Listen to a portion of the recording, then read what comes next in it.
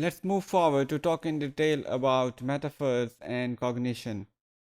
Metaphors are seen as some kind of cognitive processes which involve the conceptualization of certain things in terms of other things. That means that we probably think something in the mind and which is reflected through our metaphorical expression which we choose as our linguistic expressions. So metaphorical expressions, in other words, can be seen as the realizations of thought process in our mind. So therefore, we can see that metaphor can be a process which help us define certain things in the terms of our choice or our available resources, or in our thinking which may be more effective. So in order to construct, realize, or understand the metaphorical expression, we have to go through this process. Metaphor in this regard at the same time is a process as well as a it is also its signification in form of linguistic or semiotic resources. Our ordinary conceptual system in terms of thinking and acting is also fundamentally metaphorical, because metaphor does exist in our thinking and they are unconsciously expressed through our talk or our text we produce in written form also. Whatever we say in words actually comes from what we think in mind. So even our general talk can be, in this philosophical sense, can be metaphorical, because the words are the metaphor which convey our thoughts.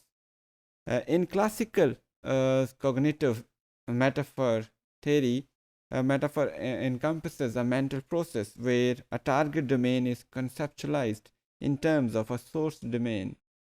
For example, in order to elaborate this further, we can see that a student's uh, journey of education can be seen or can be expressed in a metaphorical way. For example, his own self or students themselves can be seen as travelers in this journey.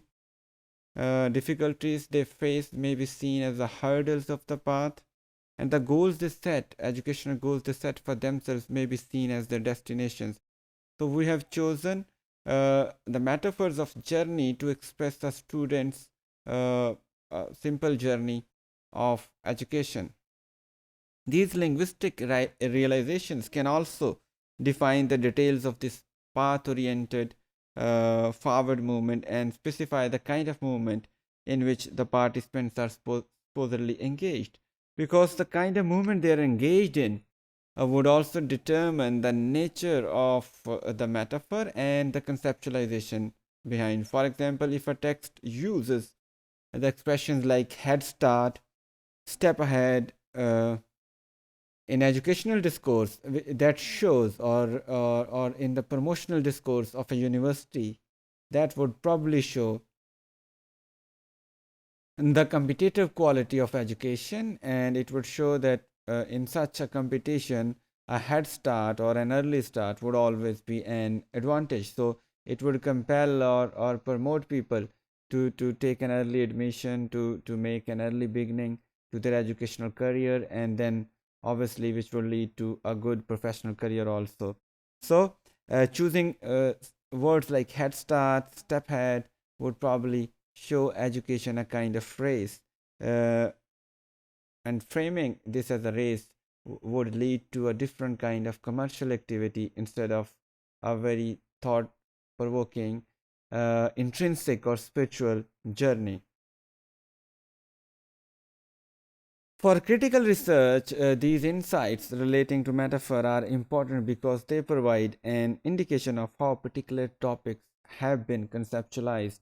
So, metaphor actually can let us know, can allow us to uh, know about the thinking process through which a certain idea or ideology has been promoted, and how such thinking may condition participants to act in a particular way in particular conditions. This is very clear. Conceptualizing education and using metaphors like head start, step ahead for education actually has framed education as a kind of race, and we can see students around us these days. They seem to be in a kind of race. They seem to be in a kind of competition in which they are trying to beat each other, and they're focusing more on the competitive side of education uh, as compared to the enriching, soul searching side of the education. So we can say that this kind of metaphors are actually reflecting a certain mindset or ideological work of the commercial education, which is playing its major role in the contemporary promotions of educational institutions also. A key insight of this theory is also that conceptual metaphors have their origins in our embodied experience. They doesn't come from anywhere else. Rather, they are deeply embedded in our own experiences of the world, starting right from the beginning.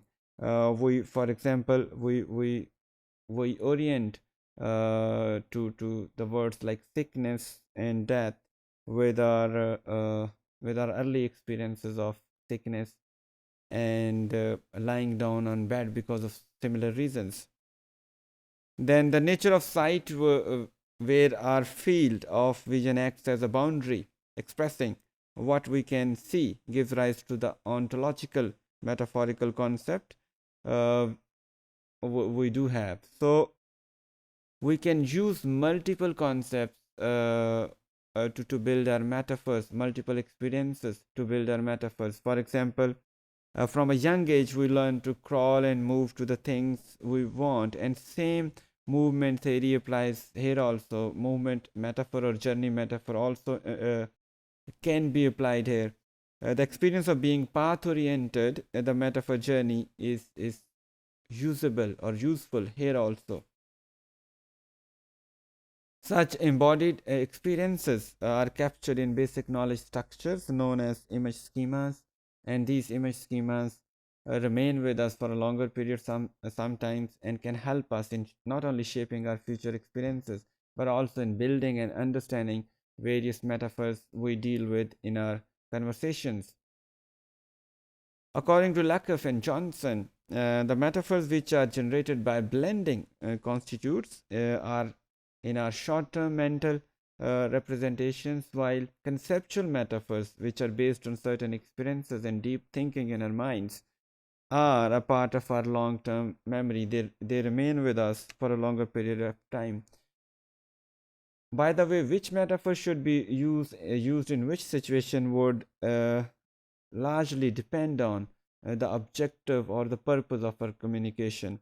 So, if we want to deal with the broader ideological patterns and structures, we would probably need to resort to long term memory metaphors, which are deep metaphors. Therefore, we can conclude that metaphors can be a very useful tool in understanding many critical processes involved in the making of meaning in human conversation.